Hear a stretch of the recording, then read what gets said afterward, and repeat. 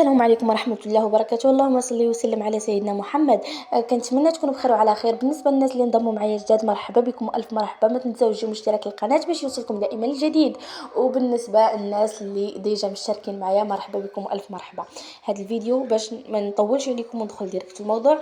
هذا الفيديو غادي نشارك معكم احسن وصفة بالنسبة للقولون العصبي. بالنسبة للقولون العصبي والناس اللي كتعاني منه، هذه الوصفة زوينة بزاف بزاف، غادي ترحموا لي الوالدين عليها. كنتمنى تجربوها، راه زوينه وصحيه لاحتوائها على فيتامين بي 1 وفيتامين بي 2 وفيتامين بي 3 وفيتامين دي وفيتامين الف، وبزاف ديال الفيتامينات والبروتينات والكالسيوم والمعادن اللي كيستافد من الجسم ديالنا، واللي كتساعد على الجهاز الهضمي، كيمتص الاغذيه اللي كناكلوها، وكيمتص داك الفيتامينات والمعادن اللي من الاكل.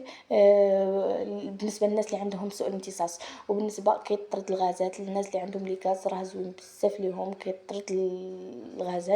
وزوين بزاف الناس اللي عندهم الامساك وكيعانيو منه، حتى هو لانه مطهر بامتياز. راه بزاف ديال الدكاتره كينصحوا به، بحثوا عليه بزاف، بحثوا على الفوائد ديالو، بحثوا عليه بزاف، اللي هو الخروب اللي معروف بسلاغوا.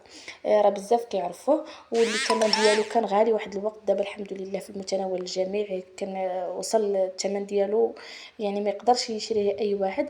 مي دابا الحمد لله راه ولا الثمن ديالو في المتناول الجميع.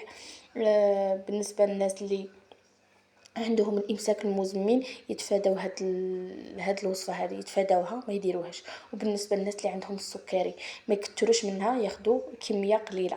بالنسبه للناس اللي عندهم القولون العصبي، راه صديق ليهم وزوين بزاف بزاف. فقط يستعملوه بالطريقه اللي غادي نقول لهم.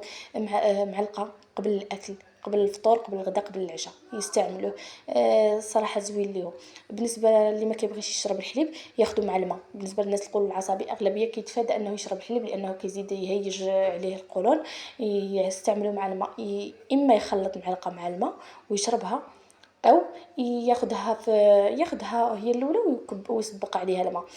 او تستعملوا في العصائر ديالكم، عوض تحليو بالسكر حليو به هو نيت، لانه حلو. راه الناس راه سبحان الله العظيم زوين اصلا. فاش كتكون كتاكلوا راه كتحس بحال كتاكل شكلاط. زوين بزاف بزاف، حتى المذاق ديالو كيخليك انك تزيد ترغب انك تاكلو. يعني ماشي شي مذاق ديالو اللي انه ما كيخليكش انك كتعفو، ما كيخليكش انك تشهاه ولا تاكلو.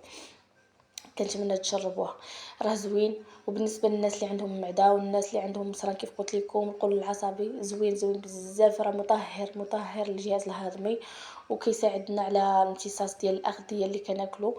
بالنسبه للناس اللي كيعانوا من سوء الهضم، وزيدوا يبحثوا على هذه القضيه. بالنسبه للناس اللي عندهم القولون العصبي، وكاغلبيه كينصحهم الناس انهم ياخذوا ادويه ديال الشهيه او ادويه ديال الغلط. راكم كما كتعرفوا ان القولون العصبي كيخلينا نقصوا بزاف في الوزن ديالنا بطبيعه الحال، لانه كنتفاداو ما كنبقاوش ناكلوا مزيان، الريجيم، الحريق. هذا الشيء كامل كيساعد ان الشهيه كتمشي، كتبقاش الانسان عنده الرغبه في الاكل. لهذا كنقصوا بزاف في الوزن. شنو كيديروا بزاف ديال الناس هو انه كيلتجئ للادويه ديال الحساسيه، او ادويه اللي كتزيد في الوزن. وهذا هو الخطر، وهذا هو المشكل. الله يستر، يقدر يؤدي بك الى عواقب وخيمه. لهذا تفادوا كل الادويه. راه هذوك الادويه كتنفخك ماشي كتغلظك، كتنفخك وكضر لك اشياء اخرين. الا ما كانش فيك القولون العصبي كتزيد ديرو فيك. الا ما كانش فيك المعده كديرها فيك. لما كانش عندك المصران كيديروا فيك. وما خفيه كان اعظم. لهذا الانسان يداوي راسو بالطبيعي وبكل ما هو طبيعي. في حاله فقد الياس وفقد الامل في الاشياء الطبيعيه يلتجئ للطبيب.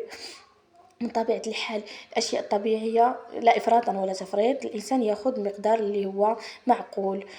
كنتمنى يعجبكم الفيديو ونكون فدتكم. وما تنساوش تجيبوا اشتراك للقناة باش يوصلكم دائما الجديد، فضلا وليس أمرا.